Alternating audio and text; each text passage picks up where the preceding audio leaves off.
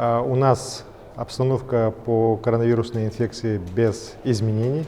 У нас 16 в общей сложности заболевших по республике, 8 выздоровело, 8 и выписалось, и 8 находятся в больнице на излечении. Состояние всех нормальное. Есть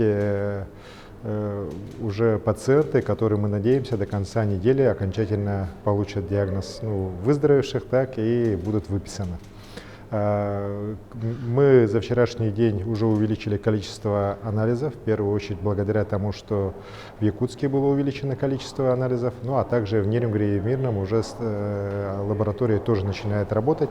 В общей сложности 646 анализов вчера взято, все отрицательные. Очень важным событием вчера явилось совещание в виде видеоконференции президента нашей страны Владимира Владимировича Путина с губернаторами, в ходе которого он также обратился уже к жителям России. Очень серьезные сделаны новые шаги по помощи социально незащищенным слоям населения, в первую очередь семьям с детьми, людям, которые потеряли работу. Определены новые шаги поддержки бизнеса, малого предпринимательства. Они во многом созвучны тем шагам, которые мы уже в республике делаем. И уверен, что в ближайшее время правительство в развитии уже решений президента примет ряд конкретных уже мер. Особо хочу выделить то, что президент страны ввел федеральные доплаты к тем медикам, которые сегодня находятся на переднем фронте борьбы с коронавирусом.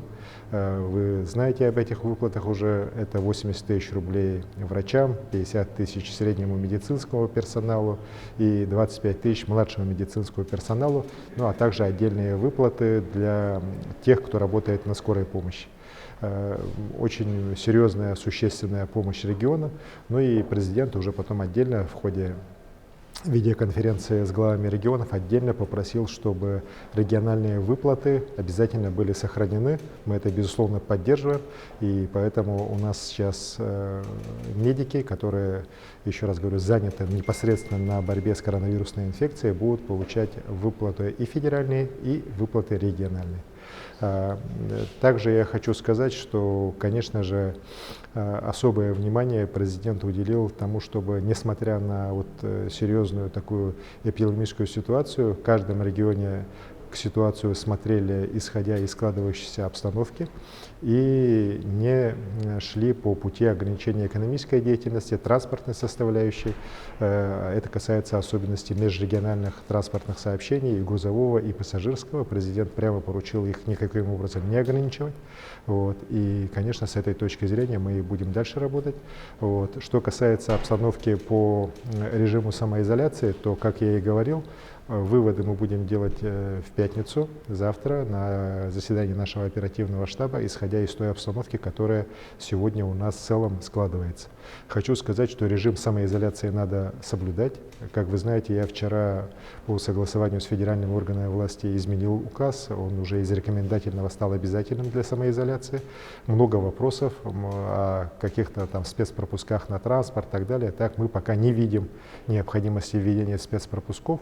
Но еще раз говорю, что те категории лиц, которые в обязательном порядке должны быть самоизолированы, это в первую очередь касается лиц старше 65 лет, лиц с хроническими заболеваниями, также лиц, прибывших из-за границы в республику и прибывших уже из других регионов нашей страны.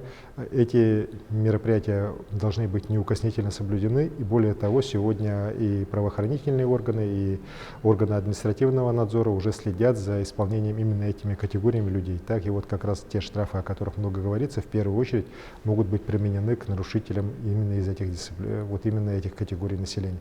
Но в целом, еще раз говорю, работа будет усиливаться, и в том числе по режиму самоизоляции после выхода указа сейчас работа идет. Поэтому, еще раз говорю, ситуация в стране далека от благополучной. Мы каждый день уже имеем рост более чем 1000 заболевших в целом по стране.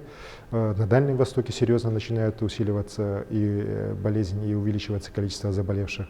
В частности, и в Хабаровском крае, и в Бурятии, в Приморье уже достаточно серьезные цифры за последние сутки. Поэтому расслабляться никак нельзя. Надо, еще раз говорю, самое главное – это соблюдать режим самоизоляции. Больше находиться дома, из дома выходить только в случае крайней необходимости. Это в первую очередь забота о здоровье и лично вас, дорогие якутяне, и ваших родных и близких. Поэтому вот это соблюдение крайне важно вот в эти дни.